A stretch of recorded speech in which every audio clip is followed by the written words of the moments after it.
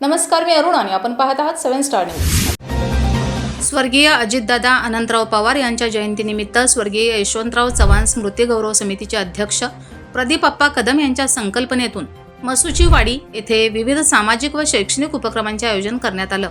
यावेळी सावित्रीबाई फुले अंगणवाडी, प्रियदर्शनी अंगणवाडी, अनमोल अंगणवाडी तसेच जिल्हा परिषद प्राथमिक शाळा आणि कैलासवासी तुकाराम सावळा कदम विद्यालय मसूची वाडी यांना स्वर्गीय अजितदादा पवार यांच्या प्रतिमा भेट देण्यात आल्या।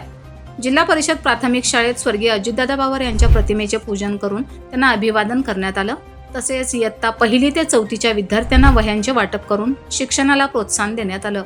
कार्यक्रमात वर्ग शिक्षक नितीन पाटील आणि यशवंत समृद्धी अभियानाचे प्रमुख समन्वयक निवास गायकवाड यांनी स्वर्गीय अजितदादा पवार यांच्या कार्याचा आढावा घेत विद्यार्थ्यांना शिक्षण, संस्कार आणि सामाजिक बांधिलकीचे महत्त्व पटवून दिलं।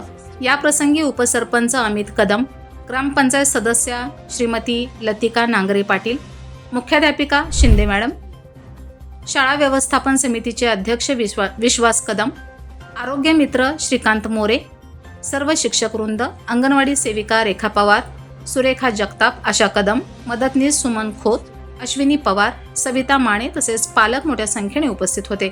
सामाजिक बांधिलकी जपत विद्यार्थ्यांना शैक्षणिक साहित्याचं वाटप आणि शैक्षणिक संस्थांना प्रतिमा भेट देण्याच्या या उपक्रमाचं ग्रामस्थांनी स्वागत करत आयोजकांचं कौतुक केलंय।